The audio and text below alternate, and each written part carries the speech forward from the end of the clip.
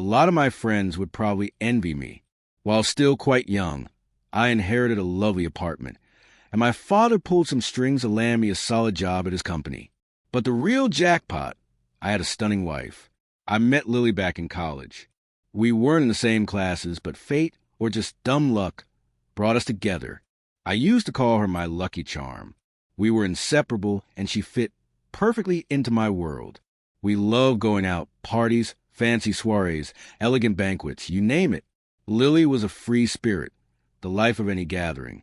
She adored dancing, never shied away from karaoke, and didn't mind the occasional hookah lounge. As time passed, though, my enthusiasm for all that started to fade. Work consumed me. Deadlines piled up. Reports never seemed to end. But Lily, she hadn't lost her passion for it. If anything, she seemed to love these nights out even more than before. I didn't mind. She always came home glowing, eyes sparkling, face beaming with excitement. Our apartment constantly carried the scent of different perfumes, sometimes so strong that it lingered all the way into the bedroom. I could always tell what fragrance she'd chosen for the evening. We often picked out her outfits together. I actually enjoyed tagging along to boutiques and jewelry stores, helping her choose accessories. Lily had a thing for silver and little trinkets. Not necessarily expensive, just things that caught her eye. Her dresser drawers overflowed with them. I never kept tabs on what she bought or when, but one particular piece caught my attention, a gold necklace with an emerald, elegant, expensive looking. I spotted it on the table while searching for my key. At first, I didn't think much of it, but something nagged at me. I was sure I'd never seen it before. That evening, I found Lily in the kitchen, busy with dinner. Wrapping my arms around her from behind, I kissed her neck and murmured, "Been shopping lately, babe?" She barely shrugged, a small knowing smile playing on her lips. "No, why?" "Just noticed an emerald necklace. Doesn't ring a bell?" "Oh, that? It's my mom's jewelry. She wore it when she was young. I wanted to try it on, but I never really got around putting it on." If I had any doubts before, if there was even a trace of jealousy gnawing at me, they disappeared. I chalked it up to exhaustion, my mind playing tricks on me. I let it go. Big mistake. I should have paid closer attention. 2 months later, I had the strangest dream.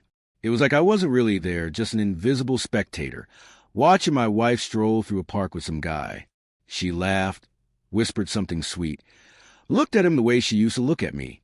It felt eerily familiar, like watching our early days unfold all over again, the way they kissed, the way he held her, young love, wild and carefree.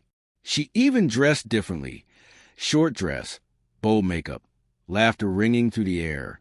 And there, catching the sunlight on her chest, was the emerald necklace. I woke up feeling uneasy, but by morning, the feeling had faded. Over breakfast, I decided to turn it into a joke. Knitting my brows in exaggerated suspicion, I teased, "So tell me, darling, who's this mystery man you've been giggling with in the park? The whole neighborhood must have heard you too. Let me guess, the one who gave you that necklace?" But my little joke took an unexpected turn. Lily's eyes widened in shock. She stared at me, frozen for a couple of seconds, and then, as if startled into speaking, blurted out, "Your mom told you, didn't she?" The kitchen fell into a heavy silence. She sat there, bracing for my accusations, while I struggled to process what just happened. So much for an innocent joke. The divorce went through quickly. The only real snag was splitting the assets. But honestly, I didn't care. I was more than willing to give up half of what we built together. Anything to put Lily's betrayal behind me. When people asked what happened, I simply said, I had a prophetic dream. That was enough to shut down further questions.